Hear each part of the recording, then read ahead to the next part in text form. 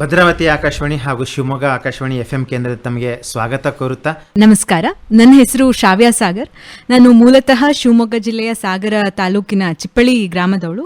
ಸದ್ಯದಲ್ಲಿ ನಾನು ಯಲ್ಲಾಪುರ ಗ್ರಾಮದಲ್ಲಿ ಮದುವೆಯಾಗಿ ಗಂಡನ ಮನೆಯಲ್ಲಿ ಇದ್ದೇನೆ. ಮೇಡಮ್, ಈಗ ಏನು ಜೀವ ವೈವಿಧ್ಯಮಯದಲ್ಲಿ ತಾವು ಸಾಕ್ಷ್ಯಚಿತ್ರ ಮಾಡಿದ್ದಕ್ಕೆ ರಾಜ್ಯ ಸರ್ಕಾರದವರು ತಮಗೆ ಪ್ರಶಸ್ತಿ ಕೊಟ್ಟಿದ್ದಾರೆ ಮತ್ತು ಪ್ರಶಸ್ತಿಗೆ ತಾವು ಭಾಜನರಾಗಿದ್ದೀರಾ ಅಂತ ನಾನು ಕೇಳಿದ್ದೀನಿ. ಹೇಗೆ ಇದು ನಿಮ್ಮಲ್ಲಿ ಈ ಒಂದು ಹವ್ಯಾಸ ಬಂತು ಅನ್ನೋದನ್ನು ಸ್ವಲ್ಪ ಹೇಳ್ತೀರಾ? ನಾನು ಮೂಲತಃ ಮಲೆನಾಡಿನ ಒಂದು ಪುಟ್ಟ ಹಳ್ಳಿಯಿಂದ ಬಂದವಳು. ಸುತ್ತಮುತ್ತ ಇರುವಂತಹ ಅಗಾಧವಾದಂತಹ ಪ್ರಕೃತಿಯ ವೈವಿಧ್ಯತೆಯನ್ನು ಸವಿತಾ ನನ್ನ ಬದುಕನ್ನು ಕಟ್ಟಿಕೊಂಡವಳು. ತುಂಬಾ ಸಂತೋಷದ ವಿಷಯ. ಹೌದು, ಅಂದ್ರೆ ಈಗಿನ ಕಾಲದಲ್ಲಿ ಎಲ್ಲ ಕಾಂಕ್ರೀಟ್ ಕಾಡನ್ನ ನೋಡುವಂತಹ ಸಂದರ್ಭದಲ್ಲಿ ಹಸಿರಿನ ಒಂದು ವೈವಿಧ್ಯಮಯವಾದಂತಹ ವಾತಾವರಣದಲ್ಲಿ ನಾನು ಬೆಳೆದವಳು. ನನ್ನ ಜೊತೆಗೆ ಕೃಷಿ ಕುಟುಂಬದ ಒಂದು ಹೌದು ಕೃಷಿ ಕುಟುಂಬದ ಹಿನ್ನೆಲೆಯೂ ಇದ್ದಿದ್ದರಿಂದಾಗಿ, ಮತ್ತೆ ನನ್ನ ಅಮ್ಮ ವೈಜ್ಞಾನಿಕವಾಗಿ ಅಂದ್ರೆ ಆಕೆ ಲೈಫ್ ಸೈನ್ಸ್ ನಲ್ಲಿ ಗೋಲ್ಡ್ ಮೆಡಲಿಸ್ಟ್ ಕೂಡ. ಹಾಗಾಗಿ ವೈಜ್ಞಾನಿಕವಾಗಿ ಒಂದು ಪ್ರಕೃತಿಯನ್ನ ನೋಡುವಂತಹ ಒಂದು ದೃಷ್ಟಿಕೋನವನ್ನ ನನ್ನಲ್ಲಿ ಎಳವೆಯಲ್ಲೇ ಬಿತ್ತಿದವಳು ಆಕೆ. ಹಾಗಾಗಿ ನಾನು ಪ್ರಕೃತಿಯನ್ನ ನೋಡ್ತಾ ಇದ್ದಾಗ ಒಂದು ಈಗ ದಾಸವಾಳ ಹೂವನ್ನ ತೆಗೆದುಕೊಂಡು ನೋಡಿದ್ರೆ ಇದರಲ್ಲಿರುವಂತ ಓವರೀಸ್ ಆಗಿರ್ಬೋದು, ಆ ರೀತಿಯಾಗಿ ಪ್ರತಿಯೊಂದನ್ನ ಆಕೆ ಹೇಳ್ಕೊಡ್ತಾ ಇದ್ದಳು. ಅಪ್ಪ ಬದುಕನ್ನ ಕಟ್ಟಿಕೊಂಡಿದ್ದು ಹೇಗೆ ಅಂತಂದ್ರೆ ಒಂದು ಕೃಷಿಯನ್ನ ಉದ್ಯಮವಾಗಿ ಅವರು ಅದನ್ನ ಪರಿವರ್ತನೆ ಮಾಡಿದ್ರು. ಹೌದು, ಈ ಎರಡರ ಒಂದು ಎಲ್ಲಾ ಒಂದು ಕಾರಣಗಳು, ಇದು ಎಲ್ಲ ಒಂದು ಅವರ ಶ್ರಮ, ಅವರ ಒಂದು ನೈಪುಣ್ಯತೆ, ಇದು ನಿಮ್ಮ ಮೇಲೆ ಪ್ರಭಾವ ಬೀರಿತು. ಹೌದು, ಎರಡೂ ದೃಷ್ಟಿಕೋನಗಳು ಒಂದಾಗಿ ನನ್ನಲ್ಲಿ ಪ್ರಕೃತಿಯನ್ನ ನೋಡುವಂತಹ ವಿಧಾನಗಳು ಬೇರೆ ಬೇರೆ ಆಗಿ ತೋರ್ತಾ ಹೋಯ್ತು. ನಾನು ಹುಟ್ಟಿದ್ದು ವರ್ಧಾ ನದಿಯ ದಂಡೆ ಮೇಲೆ. ತುಂಬಾ ಸಂತೋಷ. ಹೌದು, ಒಂದು ಶುದ್ಧವಾದಂತಹ ನೀರಿನ ಒಂದು ಶುದ್ಧವಾದ ನೀರು, ಶುದ್ಧವಾದ ಗಾಳಿ, ಹೌದು, ದೇವರು ಕೊಟ್ಟಿರ್ತಕ್ಕಂಥ ಒಂದು ನೈಸರ್ಗಿಕ ವಾತಾವರಣ. ಹೌದು, ಇವೆಲ್ಲವನ್ನ ಹೊಂದಿರುವಂತಹ ಒಂದು ವರದೆಯ ತಟದಲ್ಲಿ ನಾನು ಹುಟ್ಟಿ ಬೆಳೆದಿದ್ದು. ಆ ವರದಾ ನದಿಯನ್ನು ನಾನು ನೋಡ್ತಾ ನೋಡ್ತಾ ನಮ್ಮ ಊರಿನಲ್ಲಿ ಸುಂದರವಾಗಿ ಹರಿಯುವಂತಹ ನೀರು ಮುಂದೆ ಹೋಗ್ತಾ, ಅಂದ್ರೆ ಬಯಲು ನಾಡುಗಳಲ್ಲಿ ಆಕೆ ಹರಿತಾ ಹೋಗ್ತಾಳೆ. ಹೋಗ್ತಾ ಹೋಗ್ತಾ ಆಕೆಯ ಮೇಲೆ ಆಗ್ತಾ ಅಲ್ಲಿರುವಂತಹ ಒಂದು ಜೀವ ವೈವಿಧ್ಯತೆಯ ಜೊತೆಗೆ ಈಗ ಒಂದು ಆಧುನೀಕರಣದ ಒಂದು ಸ್ಪರ್ಶ ಸಿಗ್ತಾ ಹೋದ ಹಾಗೆ, ಗದ್ದೆಗಳೆಲ್ಲ ರಾಸಾಯನಿಕಗಳ ಒಂದು ಒಳಸುರುವಿಂದ ಬದಲಾಗ್ತಾ ಹೋದ ಹಾಗೆ ಆಕೆಯ ಮೇಲೆ ಯಾವ ರೀತಿ ದೌರ್ಜನ್ಯ ಆಗ್ತಾ ಇದೆ ಅನ್ನೋದನ್ನ ಮಲಿನ ಆಗ್ತಾ ಇದೆ. ಹೌದು, ಇದನ್ನೆಲ್ಲ ನೋಡ್ತಾ ಬಂದಾಗ ಜೀವ ವೈವಿಧ್ಯತೆಯ ಒಂದು ಸುಂದರವಾದಂತಹ ತಾಣದಿಂದ ಹೇಗೆ ಜೀವ ವೈವಿಧ್ಯತೆ ನಾಶವಾಗ್ತಾ ಇದೆ ಅನ್ನುವುದನ್ನ ಕಲ್ಪಿಸಿ ಕೊಡಬೇಕು ಅನ್ನೋದು ನನ್ನದೊಂದು ಇಚ್ಛೆ ಆಗಿತ್ತು. ಹಾಗಾಗಿ ವರದಾಯಿನಿ ವರದೆ ಅನ್ನುವಂತಹ ಒಂದು ಸಾಕ್ಷ್ಯಚಿತ್ರ, ಈ ಒಂದು ಎಲ್ಲ ತೊಳಲಾಟಗಳ ನಡುವೆಯಲ್ಲಿ ಹುಟ್ಟಿ ಬಂದಂತಹ ಒಂದು ಸಾಕ್ಷ್ಯಚಿತ್ರ. ಅದಕ್ಕೆ ರಾಜ್ಯ ಸರ್ಕಾರ ಜೀವ ವೈವಿಧ್ಯ ಮಂಡಳಿಯ ಒಂದು ಸಮ್ಮಿಶ್ರ ಆಶ್ರಯದಲ್ಲಿ 2026 ಒಂದು ಜೀವ ವೈವಿಧ್ಯ ಮಂಡಳಿಯ ಅತ್ಯುತ್ತಮ ಸಾಕ್ಷ್ಯಚಿತ್ರ ಪ್ರಶಸ್ತಿಯನ್ನ ಕೊಟ್ಟಿದೆ. ಸೊ ತುಂಬ ನಿಮಗೆ ಅಭಿನಂದನೆಗಳು. ಆಕಾಶವಾಣಿ ಭದ್ರಾವತಿ ಹಾಗೂ ಶಿವಮೊಗ್ಗ FM ಕೇಂದ್ರದಿಂದ ತಮಗೆ ಅಭಿನಂದನೆಗಳು ಸಲ್ಲಿಸುತ್ತಾ, ಮುಂದುವರೆದು ಇದು ಯಾವ ರೀತಿಯಿಂದ ಮಾಡಿದ್ದೀರಿ, ಮತ್ತು ಎಷ್ಟು ಒಂದು ಸಮಯದಿದೆ ಇದು, ಮತ್ತೆ ಯಾರ್ಯಾರು ಇದರಲ್ಲಿ ತೊಡಗಿಸಿಕೊಂಡಿದ್ದೀರಾ ಅನ್ನೋದನ್ನು ಸ್ವಲ್ಪ. ಖಂಡಿತ. ವರದಾ ನದಿ ಏನಿದೆ, ಇದು ಇಡೀ ಕರ್ನಾಟಕದಲ್ಲೇ ಒಂದು ಉತ್ತಮವಾದಂತಹ ಒಂದು ವೈಶಿಷ್ಟ್ಯವನ್ನ ಹೊಂದಿರುವಂತಹ ನದಿ. ಕರ್ನಾಟಕ ಅನ್ನೋದಕ್ಕಿಂತ ಇಡೀ ಭಾರತದಲ್ಲಿ. ಯಾಕೆಂದ್ರೆ ಪ್ರತಿಯೊಂದು ನದಿಗಳು ದಕ್ಷಿಣಕ್ಕೆ ಹರಿಯುತ್ತೆ. ಅಂದ್ರೆ ನಾವು ಭೂಪಟವನ್ನ ಗಮನಿಸೋದಾದ್ರೆ ಕೆಳಮುಖವಾಗಿ ಹರಿಯುವಂತದ್ದು. ಆದ್ರೆ ಕೇವಲ ವರದಾ ನದಿ ಏನಿದೆ, ಇದು ಉತ್ತರಾಭಿಮುಖವಾಗಿ ಹರಿಯುವಂತಹ ಭಾರತದ ಏಕೈಕ ನದಿ. ಹಾಗೆ ಇದಕ್ಕೆ ಚಾರಿತ್ರಿಕವಾಗಿ ಅಂದ್ರೆ ಕೆಳದಿಯ ಐತಿಹಾಸಿಕ ಒಂದು ಹಿನ್ನೆಲೆ ಕೂಡ ಇದೆ. ಕೆಳದಿಯ ಶಿವಪ್ಪ ನಾಯಕನ ಆಳ್ವಿಕೆಯಲ್ಲಿದ್ದಂತಹ ಒಂದು ಪ್ರದೇಶವಾದ್ದರಿಂದ ವರದೆ ಹುಟ್ಟುವಂತಹ ಜಾಗದಲ್ಲಿ ವರದಾಂಬೆಯ ಒಂದು ದೇವಸ್ಥಾನ ಇದೆ. ಅಲ್ಲಿ ಹಲವಾರು ವಿಶೇಷವಾದಂತಹ ಶಿಲ್ಪಗಳನ್ನ ಹೊಂದಿರುವಂತಹ ದೇವಸ್ಥಾನ ಕೂಡ ಅದಾಗಿದೆ. ಇಕ್ಕೇರಿಯ ಅರಸರ ಆಳ್ವಿಕೆಗೆ ಅದು ಒಳಪಟ್ಟಿತ್ತು. ಅವನ ನೆನಪಿಗಾಗಿ ಸದಾಶಿವ ದೇವರು ಅಂತ ಹೇಳು ಕೂಡ ಇದೆ. ಇನ್ನು ನಾವು ಪೌರಾಣಿಕವಾಗಿ ನೋಡೋದಾದ್ರೆ, ಈ ವರದೆ ಶಿವನಿಗೆ ಬ್ರಹ್ಮನ ತಲೆಯನ್ನ ಕಡಿದಂತಹ ಒಂದು ಸಂದರ್ಭದಲ್ಲಿ ಬ್ರಹ್ಮಹತ್ಯೆ ದೋಷ ಶಿವನಿಗೆ ಬಂದಿತ್ತು. ಆ ಪಾಪ ನಿವಾರಣೆಗಾಗಿ ಆತ ಚತುಶೃಂಗ ಮಧ್ಯದಲ್ಲಿ ಬಂದು ಕುಳಿತು ತಪಸ್ಸನ್ನ ಆಚರಿಸಿದ್ರಿಂದಾಗಿ ಅಲ್ಲಿ ಆತನ ಪಾಪ ನಿವಾರಣೆಗೆ ವಿಷ್ಣುವಿನ ಪಾಂಚಜನ್ಯದಿಂದ ನೀರನ್ನ ಹರಿಸ್ತಾನೆ. ಆಗ ವರದೆ ಹುಟ್ಟಿದ್ಲು. ವರಂದದಾತೀತಿ ವರದ ಅಂತ ಹೇಳ್ತಾರೆ. ವರದೆ ಅಂತ ಅಂದ್ರೆ ಆಕೆ ಎಲ್ಲರಿಗೂ ವರವನ್ನ ಕೊಡುವವಳು ಅಂತ ಹೇಳಿ. ಹಾಗಾಗಿ ಆಕೆಯ ಮಡಿಲಿನಲ್ಲಿ ಅಪಾರವಾದಂತಹ ಒಂದು ಭತ್ತದ ತಳಿಗಳನ್ನ ನಾವು ಕಾಣಬಹುದು. ಇನ್ನು ಈ ವರದಾ ನದಿಯ ತಟದ ಇನ್ನೊಂದು ವಿಶೇಷ ಏನಂತಂದ್ರೆ, ವರದೆ ಉತ್ತರಾಭಿಮುಖವಾಗಿ ಹರಿಯುವಂತಹ ವರದೆ ಒಂದು ಸ್ವಲ್ಪ ದೂರ ಹೋದ್ಮೇಲೆ ತಟಸ್ಥಳಾಗ್ತಾಳೆ. ಅಲ್ಲಿ ಸದಾಕಾಲ ಅಂದ್ರೆ ಮಳೆಗಾಲದಲ್ಲಿ ಪ್ರತಿ ಮಳೆಗಾಲದಲ್ಲೂ ನೆರೆ ಬರುತ್ತೆ. ಆ ಪ್ರದೇಶದಲ್ಲಿರುವಂತಹ ರೈತರ ಅಂದ್ರೆ ಗದ್ದೆಗಳು ಮಳೆಗಾಲದಲ್ಲಿ ನೆರೆಯಿಂದ ಆವೃತವಾಗ್ಬಿಡತ್ತೆ. ಅದಕ್ಕೆ ನಮ್ಮ ರೈತರು, ಸಾಗರದ ರೈತರು ಎಷ್ಟು ಜಾಣರು ಅಂತಂದ್ರೆ ಆ ನೆರೆ ನಿಲ್ಲುವಂತಹ ಪ್ರದೇಶದಲ್ಲಿ ವಿಶೇಷವಾಗಿ ನೆರೆಗುಳಿ ಜಡ್ಡು ಅನ್ನುವಂತಹ ಒಂದು ಭತ್ತದ ಪ್ರಭೇದವನ್ನ ಬೆಳೀತಾರೆ. ಅಲ್ಲೇ ಬೆಳೆಯುವಂಥದ್ದು, ಬೇರೆ ಎಲ್ಲೂ ನಮಗೆ ಇಡೀ ಭಾರತದಲ್ಲಿ ಎಲ್ಲೂ ಸಿಗದೇ ಇರುವಂತಹ ಒಂದು ತಳಿ ಆ ಒಂದು ಪ್ರದೇಶದಲ್ಲಿ ಬೆಳೆಯುವಂಥದ್ದು. ಅದಕ್ಕೆ ಆ ತಳಿಗೆ ಹೇಗೆ ಅಂದ್ರೆ ನೀರಿನಲ್ಲೇ ಆ ಭತ್ತವನ್ನ ಬೆಳಿಬೇಕಾಗತ್ತೆ. ಯಾವುದೇ ರೀತಿಯಾದಂತಹ ರಾಸಾಯನಿಕ ಇಲ್ಲದೆ ಬೆಳೆಯುವಂತಹ ಒಂದು ಪ್ರಭೇದ ನೆರೆಗುಳಿ ಜಡ್ಡು. ಆದ್ರೆ ಇವಾಗಿನ ಒಂದು ಖೇದಕರ ವಿಷಯ ಏನಂತಂದ್ರೆ ಅಭಿವೃದ್ಧಿಯ ಅಂಧಯುಗ ನಾವು ಓಡ್ತಾ ಇದ್ದೇವೆ. ಈಗ ನೆರೆ ನಿಲ್ಲುವಂತಹ ಜಾಗಗಳಿಗೆ ಮಣ್ಣನ್ನ ತುಂಬಿ ಏರಿಸ್ತಾ ಇದ್ದಾರೆ. ಅಲ್ಲಿ ಅಡಿಕೆ ತೋಟಗಳು ತಲೆ ಎತ್ತುತ್ತಾ ಇದೆ. ಆದ್ರೆ ಅದೇ ಈ ಪ್ರಕೃತಿ ಮತ್ತು ಮಾನವನ ಸಂಘರ್ಷ ಹೇಗಿರುತ್ತೆ ಅಂತಂದ್ರೆ, ನಾನು ನಿನಗಿಂತ ಜಾಣ ಅಂತ ಹೇಳಿ ಮನುಷ್ಯ ಓಡಿದಷ್ಟು ಪ್ರಕೃತಿಯು ತನ್ನ ಒಂದು ಪ್ರಾಬಲ್ಯವನ್ನ ತೋರಿಸುತ್ತೆ. ಹಾಗಾಗಿ ಆ ನೆರೆ ನಿಲ್ಲುವ ಜಾಗದಲ್ಲಿ ಎಲ್ಲಿ ಮಣ್ಣು ತುಂಬಿದ್ದಾರೆ ಮತ್ತೆ ಮಳೆಗಾಲ ಬಂದಾಗ ಮತ್ತೆ ನೆರೆ ನಿಲ್ತಾ ಇದೆ.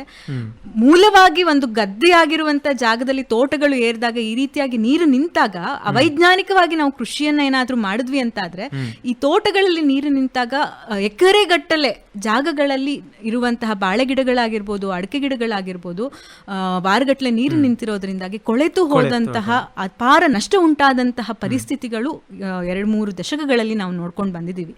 ಇವೆಲ್ಲವನ್ನ ಇಟ್ಟುಕೊಂಡು ನಾವು ಈ ಒಂದು ಸಾಕ್ಷ್ಯಚಿತ್ರವನ್ನ ತೆಗೆದುಕೊಂಡು ಬಂದಿದ್ದೀವಿ. ಅಷ್ಟೇ ಅಲ್ಲದೆ ಈ ನಮ್ಮ ವರದಾ ನದಿ ಸಾಗರದ ಒಂದು ಪುಟ್ಟ ಪಟ್ಟಣದಲ್ಲಿ ಹುಟ್ಟಿರುವಂತ ನದಿ.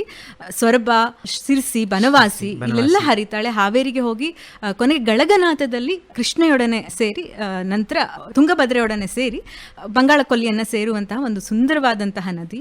ಆಕೆಯ ಒಡಲಲ್ಲಿ ಅತಿ ಹೆಚ್ಚು ನಾವು ಕಾಣುವಂಥದ್ದು ಭತ್ತದ ಗದ್ದೆಗಳು. ಮುಂಚೆ ತುಂಬಾ ಉತ್ಕೃಷ್ಟವಾದಂತಹ ಮಣ್ಣನ್ನ ನೀಡ್ತಾ ಇದ್ಲು. ಆದ್ರೆ ಈಗ ಏನಾಗಿದೆ ಅಂತಂದ್ರೆ ರಾಸಾಯನಿಕಗಳನ್ನ ಗದ್ದೆಗೆ ಹಾಕ್ತಾ ಇರೋದ್ರಿಂದ, ಕೀಟನಾಶಕ ಆಗಿರಬಹುದು, ಕಳೆನಾಶಕಗಳಾಗಿರ್ಬೋದು, ವರದೆಯ ನದಿಗೆ ಆ ಒಂದು ರಾಸಾಯನಿಕಗಳು ಕೂಡ್ಕೊಳ್ತಿದೆ, ಜಲಚರಗಳು ಸಾಯ್ತಾ ಇದೆ. ಇವೆಲ್ಲವೂ ಕೂಡ ಈ ಸಾಕ್ಷ್ಯಚಿತ್ರಗಳಲ್ಲಿ ನಾವು ಸೆರೆ ಹಿಡಿಯುವಂತಹ ಪ್ರಯತ್ನ ಮಾಡಿದ್ದೀವಿ. ವರದಾ ಮೂಲದ ಗ್ರಾಮಸ್ಥರು ಇದಕ್ಕೆ ನನಗೆ ಹಲವಾರು ವಿಷಯಗಳನ್ನ ತಿಳಿಸುವಲ್ಲಿ ಪ್ರಮುಖ ಪಾತ್ರವನ್ನ ವಹಿಸಿದ್ದಾರೆ.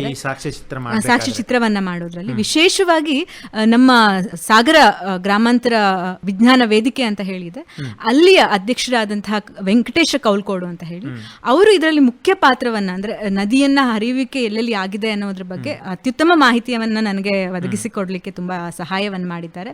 ಇದೇ ಸಂದರ್ಭದಲ್ಲಿ ನಮ್ಮ ಹಿಂದಿನ ನಿಕಟಪೂರ್ವ ಅಧ್ಯಕ್ಷರಾದಂತಹ ಜೀವವೈವಿಧ್ಯ ಮಂಡಳಿಯ ನಿಕಟಪೂರ್ವ ಅಧ್ಯಕ್ಷರಾದಂತಹ ಶ್ರೀಯುತ ಅನಂತ ಹೆಗಡೆ ಅಶೀಸರ ಅವರು ಕೂಡ ಈ ಒಂದು ನದಿಗಳ ಪಾತ್ರಗಳ ಬಗ್ಗೆ, ಯಾಕಂದ್ರೆ ವೈಜ್ಞಾನಿಕವಾಗಿ ನಾವು ಕೆಲವೊಂದು ವಿಷಯಗಳನ್ನ ಸೆರೆ ಹಿಡಿಬೇಕಾಗತ್ತೆ. ಹಾಗಾಗಿ ಡಿಪಾರ್ಟ್ಮೆಂಟಿನ ಲೆವೆಲ್ ಅಲ್ಲಿ ಬೇಕಾದಂತಹ ಡಾಕ್ಯುಮೆಂಟ್ ಗಳನ್ನ ಒದಗಿಸಿಕೊಡುವಲ್ಲಿ ನನಗೆ ಅತಿ ಹೆಚ್ಚು ಸಹಾಯವನ್ನ ಮಾಡಿದವರು ಅನಂತ ಹೆಗಡೆ ಅಶೀಸರ ಅವರನ್ನ ಕೂಡ ನಾನು ಇಲ್ಲಿ ನೆನೆಬೇಕಾಗತ್ತೆ. ಆದ್ರೆ ಇನ್ನೊಂದು ಖೇದಕರ ವಿಚಾರ ಏನಂದ್ರೆ, ನಾನು ಹೇಳಿದ ಹಾಗೆ ಹಲವಾರು ವಿಶೇಷತೆಗಳಿದೆ, ಭೌಗೋಳಿಕವಾಗಿ ಆಗಿರ್ಬೋದು ಅಥವಾ ಜೀವವೈವಿಧ್ಯತೆಯ ದೃಷ್ಟಿಯಿಂದ ನೋಡಿದ್ರಾಗಿರ್ಬೋದು. ಇಷ್ಟು ವಿಶೇಷತೆಯನ್ನ ಹೊಂದಿರುವಂತಹ ಈ ವರದಾ ನದಿ ಏನಿದೆ, ಒಂದು ಸರ್ಕಾರದ ದಾಖಲೆಗಳಲ್ಲಿ ಎಲ್ಲೂ ಕೂಡ ವರದೆಯ ಉಲ್ಲೇಖ ಇಲ್ಲ. 3-4 ಜಿಲ್ಲೆಗಳಿಗೆ ನೀರನ್ನ ಒದಗಿಸುವಂತ ಏಕೈಕ ಮೂಲ ವರದೆ ಆಗಿದ್ರು ಕೂಡ ಗವರ್ಮೆಂಟಿನ ವೆಬ್ಸೈಟ್ಗಳಲ್ಲಾಗಿರಬಹುದು ಅಥವಾ ಎಲ್ಲೂ ಕೂಡ ವರದೆಯ ಬಗ್ಗೆ ಮಾಹಿತಿ ಇಲ್ಲ. ಇದೊಂದು ಖೇದಕರವಾದಂತಹ ವಿಚಾರ. ಯಾಕೆಂದ್ರೆ ಆ ಬಗ್ಗೆ ವಿಷಯಗಳನ್ನ ತಲುಪಿಸುವಲ್ಲಿ ಒಂದು ಗ್ರಾಮ ಮಟ್ಟದಿಂದಲೂ ನಮ್ಗೆ ಒಂದು ಕೆಲಸಗಳು ಆಗಬೇಕಾಗಿದೆ. ಅದು ಕೂಡ ನನ್ನ ಈ ಒಂದು ಸಂದರ್ಭದಲ್ಲಿ ನನ್ನ ಸಾಕ್ಷ್ಯಚಿತ್ರ ಗೆದ್ದಿದೆ ಅನ್ನೋದಕ್ಕಿಂತ ವರದೆ ಗೆಲ್ಲಬೇಕಾಗಿದೆ. ಹಾಗಾಗಿ ಆ ವರದೆಗೆ ಈ ಒಂದು ಸ್ಥಾನಮಾನಗಳು ದೊರಕಬೇಕು ಅನ್ನೋದು ನನ್ನ ಒಂದು ಅಭಿಮತವಾಗಿದೆ. ಎಷ್ಟು ನಿಮಿಷದ ಇದು? 15 ನಿಮಿಷಗಳ ಸಾಕ್ಷ್ಯಚಿತ್ರ. ಇದರಲ್ಲಿ ಯಾರ್ಯಾರು ಪಾತ್ರಧಾರಿ ಅಂತ ಹೇಳ್ತೀರಾ ಮೇಡಮ್? ಪಾತ್ರಧಾರಿ ಅಂತ ಅಂದ್ರೆ ವರದೆಯ ಮುಖ್ಯ ಪಾತ್ರಧಾರಿ, ವರದೆಯ ತಟದಲ್ಲಿ ಇರುವಂತಹ ಹಲವಾರು ಆ ವರದಾ ನದಿಯ ಗ್ರಾಮದಲ್ಲಿ ಇರುವಂತವರು, ಅಂದ್ರೆ ಡಾಕ್ಯುಮೆಂಟರಿ ಆಗಿರೋದ್ರಿಂದಾಗಿ ಅಲ್ಲಿ ಅವರ ಅಭಿಪ್ರಾಯಗಳನ್ನ ಹೇಳ್ಕೊಂಡುವಂತಹ ಈ ವೆಂಕಟೇಶ ಕೌಲ್ಕೋಡು ಅವರಾಗಿರ್ಬೋದು ಅಥವಾ ವಾಶಂ ರಾಮಚಂದ್ರ ಭಟ್ರು ಅಂತ ಹೇಳಿದ್ದಾರೆ. ಅವರು ಈ ವರದಾ ನದಿ ಏನಿದೆ, ನಮ್ಮ ವರದಾ ಮೂಲದಲ್ಲಿ ಒಂದು ದಡದಲ್ಲಿ ಬೀಳುವಂತಹ ನೀರು ವರದೆಯನ್ನ ಸೇರಿ ಬಂಗಾಳ ಕೊಲ್ಲಿಯನ್ನ ಸೇರಿದ್ರೆ, ಇನ್ನೊಂದು ದಡದಲ್ಲಿ ಬೀಳುವಂತಹ ನೀರು ಶರಾವತಿಗೆ ಸೇರಿ ಅರಬ್ಬಿ ಸಮುದ್ರವನ್ನ ಸೇರುತ್ತೆ. ಅಂತಹ ಒಂದು ವಿಶೇಷವಾದಂತಹ ಗ್ರಾಮದಲ್ಲಿ ನಾವಿದ್ದೀವಿ. ಅಂದ್ರೆ ಒಂದು ದಡದ ನೀರು ಉತ್ತರಾಭಿಮುಖವಾಗಿ ಹರಿದು ಒಂದು ಸಮುದ್ರವನ್ನ ಸೇರಿದ್ರೆ, ಇನ್ನೊಂದು ದಕ್ಷಿಣಾಭಿಮುಖವಾಗಿ ಹರಿದು ಬೇರೆ ಸಮುದ್ರವನ್ನ ಸೇರುವಂತಹ ಒಂದೇ ಊರಿನಲ್ಲಿ ಇರುವಂತಹದ್ದು. ಅಷ್ಟು ಅಂದ್ರೆ ಒಂದೇ ನದಿ ಎರಡು ಕವಲಾಗಿ ಅಲ್ಲ, ಒಂದು ಊರಿನ ಒಂದು ಪಾತ್ರದಿಂದ ವರದಾ ನದಿಯನ್ನ ಸೇರುತ್ತೆ ನೀರು, ಇನ್ನೊಂದು ಪಾತ್ರ ಇನ್ನೊಂದು ಇಳಿಜಾರಿನಲ್ಲಿ ಹೋಗಿ ಶರಾವತಿಯನ್ನ ಸೇರುತ್ತೆ. ಹಾಗೆ ಅಂದ್ರೆ ನಾವು ಎರಡೂ ನದಿಗಳನ್ನ ನಮ್ಮ ಒಂದು ಊರಿನಲ್ಲಿ ಇರೋದ್ರಿಂದಾಗಿ ಎರಡು ಸಮುದ್ರಗಳನ್ನ ಸೇರುವಂತಹ ವಿಶೇಷವಾದಂತಹ ಒಂದು ಭೌಗೋಳಿಕ ಲಕ್ಷಣ ನಮ್ಮ ಊರಿಗಿದೆ. ಅದನ್ನ ವಾಶಂ ರಾಮಚಂದ್ರ ಭಟ್ ಅವರು ತುಂಬಾ ಚೆನ್ನಾಗಿ ಸಾಕ್ಷ್ಯಚಿತ್ರದಲ್ಲಿ ತಿಳಿಸ್ಕೊಟ್ಟಿದ್ದಾರೆ. ಹಾಗೆ ಪೌರಾಣಿಕವಾದಂತಹ ವಿಷಯಗಳನ್ನ ಅಲ್ಲಿನ ಪ್ರಧಾನ ಅರ್ಚಕರಾದಂತಹ ಗುರುದತ್ತ ಭಟ್ ಅನ್ನೋರು ತಿಳಿಸ್ಕೊಟ್ಟಿದ್ದಾರೆ. ಸೊ ಇವರೆಲ್ಲನೂ ಇದರಲ್ಲಿ ಅವರ ಒಂದು ಅನಿಸಿಕೆ, ಅವರ ಒಂದು ಅಭಿಪ್ರಾಯಗಳನ್ನ ತಿಳಿಸ್ಕೊಟ್ಟಿದ್ದಾರೆ. ಸಾಕ್ಷ್ಯಚಿತ್ರ ಮಾಡಬೇಕಾದ್ರೆ ಎಷ್ಟು ಇದರ ಒಂದು ವ್ಯಯ ಮಾಡಿದ್ರಿ ಈ ಒಂದು ಸಾಕ್ಷ್ಯಚಿತ್ರ ಮಾಡೋದಾದ್ರೆ? ಸತ್ಯವಾಗಿ ಹೇಳ್ಬೇಕು ಅಂತಂದ್ರೆ ನಾನು ಯಾವುದೇ ಈ ನೈಪುಣ್ಯತೆಯನ್ನ ಹೊಂದಿರುವಂತವಳಲ್ಲ. ಇದನ್ನು ಹವ್ಯಾಸವಾಗಿ ಮತ್ತೆ ನಮ್ಮ ಊರಿನ ಕಥೆಯನ್ನ ಹೇಳ್ಬೇಕು ಅಂತ ಹೇಳಿ ನಾನು ಇಚ್ಛೆಯನ್ನ ಪಟ್ಟು ಮಾಡಿರುವಂತಹ ಕೆಲಸ. ಅಷ್ಟೂ ಈ ಒಂದು ಸಾಕ್ಷ್ಯಚಿತ್ರ ಅಂದ್ರೆ ನಮ್ಮ ವರದಾ ಮೂಲದಿಂದ ಗಳಗನಾಥದವರೆಗೆ ನಾನು ಏನು ಹೋಗಿ ಬಂದಿದ್ದೀನಿ ಅದಷ್ಟನ್ನ ನಾನು ವಿಡಿಯೋ ಮಾಡಿದ್ದು ನನ್ನ ಮೊಬೈಲ್ನಲ್ಲೇ, ಅದನ್ನ ಎಡಿಟಿಂಗ್ ಮಾಡಿದ್ದು ಕೂಡ ನಾನು ನನ್ನ ಮೊಬೈಲ್ನಲ್ಲೇ. ಹಾಗಾಗಿ ಅಂತಹ ಹೇಳುವಂತಹ ವ್ಯಯ ಆಗಲಿಲ್ಲ. ಕನೆಕ್ಷನ್ ಮಾತ್ರ ನಿಮಗೆ? ಹೌದು, ಇಂಟರ್ನೆಟ್ ಹಾಗೆ ಪೆಟ್ರೋಲಿನ ಖರ್ಚಾಗಿದೆ ಬಿಟ್ರೆ ವ್ಯಯಕ್ಕಿಂತ ಗಳಿಕೆಯೇ ಜಾಸ್ತಿ ಆಗಿದೆ. ಯಾಕೆಂದ್ರೆ ಈ ವರದೆಯ ತಟದಲ್ಲಿ ಹೋಗುವಾಗ ಅಲ್ಲಿ ಸಿಕ್ಕಂತಹ ಹಲವಾರು, ಈಗ ಶ್ರೀಪಾದ ಬಿಚ್ಚುಗತ್ತಿ ಅಂತ ಹೇಳಿ ಅವರು ಕೂಡ ಜೀವ ವೈವಿಧ್ಯತೆಯಲ್ಲಿ ಹಲವಾರು ಸಾಧನೆಯನ್ನ ಮಾಡಿದವರು. ಅಂತಹ ಮಹನೀಯರ ಒಂದು ಸಂಪರ್ಕಗಳು ನನಗೆ ಈ ವರದೆಯ ಒಂದು ಉದ್ದೇಶದಿಂದಾಗಿ ಸಿಗ್ತಾ ಹೋಯ್ತು. ಹಾಗಾಗಿ ನನಗೆ ವ್ಯಯ ಆಗಿದ್ದಕ್ಕಿಂತ ಈ ಒಂದು ಸಂಪೂರ್ಣವಾದಂತ, ಬಹುಶಃ ನಾನು ಈ ಒಂದು ಸಾಕ್ಷ್ಯಚಿತ್ರವನ್ನ ಮಾಡ್ಲಿಕ್ಕೆ 2 ವರ್ಷಗಳ ಕಾಲವನ್ನು ತೆಗೆದುಕೊಂಡಿದ್ದೀನಿ. ಯಾಕೆಂದ್ರೆ ಅದ್ರ ಬಗ್ಗೆ ನೀವು ಪೂರ್ವಭಾವಿಯಾಗಿ ವಿದ್ಯಾಭ್ಯಾಸ ಮಾಡಿದ್ದೀರಾ, ಏನ್ ಮಾಡ್ಬೇಕು, ಯಾವ ರೀತಿಯಿಂದ ಇದು ಅತಿ ಕಡಿಮೆ ಸಮಯದಲ್ಲಿ ನಾವು ಒಂದು ಎಫೆಕ್ಟಿವ್ ಆಗಿ ಅಂತಂದರೆ ಒಂದು ತುಂಬಾನೇ ಒಂದು ಆಕರ್ಷಕವಾಗಿ ನಾವು ಜನರನ್ನ ತಲುಪಿಸಬಹುದು, ಅಥವಾ ಅವರಿಂದ ನಾವು ಅದನ್ನು ಪ್ರಶಂಸೆ ಯಾವ ರೀತಿಯಿಂದ ಪಡಿಬಹುದು ಅಂತ ಅನ್ನೋದು ತುಂಬಾನೇ ನೀವು ಮೊದಲೇ ಒಂದು ರೀತಿಯಿಂದ ಯೋಜನೆ ಹಾಕಿ ಮಾಡಿಕೊಂಡು ಮಾಡೋಕ್ಕೆ 2 ವರ್ಷ ಆಯಿತು. 2 ವರ್ಷಗಳ ಕಾಲ ತೆಗೆದುಕೊಂಡಿದ್ದೀನಿ. ಆ 2 ವರ್ಷದ ಒಂದು ಪಯಣ ಏನಿದೆ ಅಲ್ಲೆಲ್ಲ ನಾನು ಈ ಹಲವಾರು ಜನರನ್ನ ಸಂಧಿಸುವಂತಹ ಅವಕಾಶವನ್ನ ವರದಾ ನದಿಯಿಂದ ನನಗೆ ಸಿಕ್ಕಿತು. ಹಾಗಾಗಿ ನನಗೆ ವ್ಯಯಕ್ಕಿಂತ ಗಳಿಕೆ ತುಂಬಾ ಚೆನ್ನಾಗಿ ಆಗಿದೆ ಅಂದ್ರೆ ತಪ್ಪಾಗ್ಲಿಕ್ಕಿಲ್ಲ. ಈಗ ವರದಾ ನದಿ 3 ಜಿಲ್ಲೆಗಳು ಹಾದು ಹೋಗ್ತಿದೆ ಅಂತ ಹೇಳ್ತಾ ಇದ್ರಿ. ಆ ಒಂದು ಹಾದು ಹೋಗುವ ಒಂದು ಸಂದರ್ಭದಲ್ಲಿ ಅಥವಾ ಆ ಒಂದು ಮಧ್ಯದಲ್ಲಿ ಅದ್ರ ಮೇಲೆ ಆಗ್ತಕ್ಕಂಥ ದೌರ್ಜನ್ಯ ಅಂತಂತಂದರೆ ನಾವು ಪ್ಲಾಸ್ಟಿಕ್ ಸುರಿಯೋದು, ಇಲ್ಲ ಬೇರೆ ಏನೋ ಮಲಿನಗಳನ್ನು ಸೇರಿಸೋದು, ಸಣ್ಣ ಪುಟ್ಟ ಕಾರ್ಖಾನೆಗಳದ್ದು, ಇದನ್ನು ಅದ್ರ ಬಗ್ಗೆ ಏನಾದರೂ ತಾವು ನೋಡಿದ್ದೀರಾ ಅಥವಾ ಗಮನ ಹರಿಸಿದ್ದೀರಾ? ಹೌದು, ಅದೇ ನಾನು ಹೇಳಿದ ಹಾಗೆ ಅತಿ ಹೆಚ್ಚು ವರದೆಯ ಮೇಲೆ ಆಗ್ತಾ ಇರುವಂತಹ ದೌರ್ಜನ್ಯ ಅಂತ ನಾವು ಹೇಳ್ಬೋದಾಗಿರುವುದು ಈ ಅಂದ್ರೆ ಗದ್ದೆಗಳಿಂದ ಬರ್ತಾ ಇರುವಂತಹ ರಾಸಾಯನಿಕಗಳು. ಯಾಕೆಂದ್ರೆ ವರದೆ ನದಿಯ ಮೇಲೆ ಯಾವುದೇ ರೀತಿಯಾದಂತಹ ಅಣೆಕಟ್ಟುಗಳಿಲ್ಲ. ಅಣೆಕಟ್ಟುಗಳು ಇಲ್ಲದೆ ಇರುವಂತಹ ಕಾರಣದ ಅಂದ್ರೆ ನಮ್ಮ ಶರಾವತಿಗೆ ಹೋಲಿಸಿದ್ರೆ ವರದಾ ನದಿ ಅತಿ ಹೆಚ್ಚು ದೂರ ಕ್ರಮಿಸುತ್ತೆ. ಆದ್ರೆ ಶರಾವತಿಗೆ ಹೊಸನಗರ ತಾಲೂಕಿನ ಒಂದೇ ತಾಲೂಕಿನಲ್ಲಿ 5ಕ್ಕಿಂತ ಹೆಚ್ಚು ಅಣೆಕಟ್ಟುಗಳಿದೆ. ಆ ಲೆಕ್ಕದಲ್ಲಿ ನಾವು ವರದೆಯನ್ನ ದೃಷ್ಟಿಕೋನದಲ್ಲಿ ಇಟ್ಕೊಂಡು ನೋಡೋದಾದ್ರೆ ವರದೆಯ ಮೇಲೆ ಆ ರೀತಿಯಾದಂತಹ ಅಭಿವೃದ್ಧಿಯ ಒಂದು ಹೊಡೆತಗಳು ಯಾವುದು ಬೀಳಲಿಲ್ಲ. ವರದೆಯ ಮುಖ್ಯ ಉದ್ದೇಶ, ವರದೆಯನ್ನು ಯಾಕೆ ಬಳಸ್ತಾರೆ ಅಂತಂದ್ರೆ ನೀರಿಗಾಗಿ, ಈಗ ಹಾವೇರಿ ಆಗಿರಬಹುದು, ಬನವಾಸಿ ಆಗಿರಬಹುದು, ಸೊರಬ ತಾಲೂಕುಗಳಾಗಿರ್ಬೋದು, ಇದು ಬಯಲುನಾಡೆ ಜಾಸ್ತಿ ಆಗಿರೋದಕ್ಕಾಗಿ ಅಲ್ಲಿಯ ಜನರ ಮೂಲ ಉದ್ದೇಶ ವರದೆಯನ್ನ ನೀರಿಗಾಗಿ ಬಳಸುವಂಥದ್ದು. ಆದ್ರೆ ನಮ್ಗೆ ಗೊತ್ತಿದ್ದೋ ಗೊತ್ತಿಲ್ಲದೆಯೋ ನಮ್ಮ ಒಂದು ಬದುಕನ್ನ ನಾವು ಈ ರಾಸಾಯನಿಕಗಳ ಜೊತೆಗೆ, ಅಂದ್ರೆ ನಮಗೆ ರೈತರಿಗೆ ಈಗ ಅನಿವಾರ್ಯವಾಗ್ಬಿಟ್ಟಿದೆ ಎಷ್ಟೋ ಸಮಯದಲ್ಲಿ. ನಮ್ಮ ಒಂದು ಈಗಿನ ಒಂದು ಬೆಲೆಯನ್ನ ನಾವು ಇಟ್ಕೊಂಡು ನೋಡೋದಾದ್ರೆ ರಾಸಾಯನಿಕಗಳು ಬಳಸಲೇಬೇಕು ಅನ್ನುವಂತಹ ಒಂದು ಅವೈಜ್ಞಾನಿಕ ಕೃಷಿ ಪದ್ಧತಿಗಳಿಗೆ ರೈತರು ಇಳಿದು ಬಿಟ್ಟಿದ್ದಾರೆ. ಅವರಿಗೆ ಇಲ್ಲದಿರುವಂತಹ ಈ ಒಂದು ಸಾವಯವನ್ನ ಬಳಸಿ ಮಾಡಬೇಕಾದಂತಹ ಕೃಷಿಯ ವೈಜ್ಞಾನಿಕ ಪಾಠಗಳು ಇಲ್ಲದೆ ಇರೋದಕ್ಕಾಗಿ ರೈತರಿಗೆ ಗೊತ್ತೋ ಗೊತ್ತಿಲ್ಲದೆ ಅದು ಈ ರೀತಿಯ ನದಿಯ ಮೂಲಗಳ ಮೇಲೆ ಅದು ತುಂಬಾ ದೊಡ್ಡ ಪರಿಣಾಮವನ್ನ ಉಂಟು ಮಾಡ್ತಾ ಇದೆ. ಹಾಗಾಗಿ ಇಲ್ಲಿ ಅತಿ ಹೆಚ್ಚು ಜಲಚರಗಳಿಗೆ ತುಂಬಾ ತೊಂದರೆ ಆಗ್ತಾ ಇದೆ. ಅಲ್ಲಿ ಇರುವಂತಹ ಮೀನುಗಳಾಗಿರಬಹುದು, ತುಂಬಾ ವಿಶೇಷವಾದಂತಹ ಆಮೆಯ ಪ್ರಭೇದಗಳನ್ನ ನಾವು ಈ ವರದೆ ಹರಿಯುವಂತಹ ಜಾಗದಲ್ಲಿ ನೋಡ್ಬೋದು. ಆದ್ರೆ ಈ ಒಂದು ರಾಸಾಯನಿಕಗಳನ್ನ ಬಳಸ್ತಾ ಇರೋದ್ರಿಂದಾಗಿ ಆಮೆಗಳ ಮೇಲೆ, ಜಲಚರಗಳ ಮೇಲೆ ತುಂಬಾ ಪರಿಣಾಮವನ್ನ ಉಂಟು ಮಾಡ್ತಾ ಇದೆ. ಅಷ್ಟೇ ಅಲ್ಲದೆ ನೀವು ಉಲ್ಲೇಖಿಸಿದ ಹಾಗೆ ಪ್ಲಾಸ್ಟಿಕ್ಕಿನ ಬಳಕೆ ಕೀಟನಾಶಕಗಳ ಜೊತೆ ಅಥವಾ ರಾಸಾಯನಿಕಗಳ ಜೊತೆಗೆ ಅತಿ ಹೆಚ್ಚು ತೊಂದರೆಯನ್ನ ಈಡು ಮಾಡ್ತಾ ಇರುವಂತದ್ದು ಈ ಪ್ಲಾಸ್ಟಿಕ್ಕಿನ ಬಳಕೆ ಆಗಿದೆ. ಆದ್ರೆ ಮಲೆನಾಡಿನ ಪ್ರಾಂತ್ಯವಾದ್ದರಿಂದ ನಮಗೆ ಅಷ್ಟು ಹೆಚ್ಚಿನ ಒಂದು ಪ್ಲಾಸ್ಟಿಕ್ಗಳನ್ನ ನಾವು ನದಿ ಪಾತ್ರದಲ್ಲಿ ಕಾಣದೇ ಇದ್ರೂ ಕೂಡ, ಮತ್ತೆ ವರದಾ ನದಿ ಹೇಗೆ ಅಂತಂದ್ರೆ ತುಂಬಾ ಅಗಲವಾಗಿ ಹರಿಯುವಂತಹ ನದಿ ಅಲ್ಲ, ಉದ್ದವಾಗಿ ಹರಿತಾ ಹೋಗುತ್ತೆ ಬಿಟ್ರೆ ಅಗಲವಾಗಿ ಹರಿಯುವಂತಹ ನದಿ ಅಲ್ಲ. ಆದ್ದರಿಂದಾಗಿ ಪ್ಲಾಸ್ಟಿಕ್ಗಿಂತ ಅತಿ ಹೆಚ್ಚು ವರದಿಯ ಮೇಲೆ ಆಗ್ತಾ ಇರುವಂತಹ ತೊಂದರೆ ಅಂತಂದ್ರೆ ರಾಸಾಯನಿಕಗಳು. ಹಾಗೆ ಇನ್ನೊಂದು ವಿಷಯವನ್ನ ನಾನು ಉಲ್ಲೇಖಿಸಲೇಬೇಕಿತ್ತು. ನಾನು ಹೇಳಿದೆ, ನಾನು ಈ ವಿಡಿಯೋವನ್ನ ಮಾಡ್ಬೇಕಾದ್ರೆ ನಾನು ಬಳಸಿದ್ದು ಕೇವಲ ನನ್ನ ಸ್ಮಾರ್ಟ್ ಫೋನ್ ಅನ್ನ ಅಂತ ಹೇಳಿ. ಅದು ಬಹಳ ಉತ್ತಮ ದರ್ಜೆಯ ಸ್ಮಾರ್ಟ್ ಫೋನ್ ಏನಾಗಿರ್ಲಿಲ್ಲ. ಒಂದು 15, ಹೌದು, ಸಾಮಾನ್ಯ ಜನರಲ್ಲಿ ಇರುವಂತಹ ಒಂದು 15,000 - 20,000 ಮುಖಬೆಲೆ ಉಳ್ಳವಂತಹ ಒಂದು ಸ್ಮಾರ್ಟ್ ಫೋನ್ ಆಗಿತ್ತು. ಈಗಿನ ಯುವ ಜನತೆ ಏನಂದ್ರೆ ಎಲ್ಲರೂ ಕೂಡ ಈ ಮೊಬೈಲ್ ನ ದಾಸರಾಗಿದ್ದಾರೆ ಅಂತ ಹೇಳಿ ಒಂದು ನಮ್ಮ ಜೆನ್ಜಿ ಇರುವಂತಹ ಒಂದು ದೊಡ್ಡ ಅಪವಾದ ಅದು. ಆದ್ರೆ ಆ ಒಂದು ಸಣ್ಣ ಉಪಕರಣವನ್ನ ಇಟ್ಕೊಂಡು ನಾವು ಸಾಧನೆಯನ್ನ ಮಾಡ್ಲಿಕ್ಕೆ ಹಲವಾರು ಅವಕಾಶಗಳಿದೆ.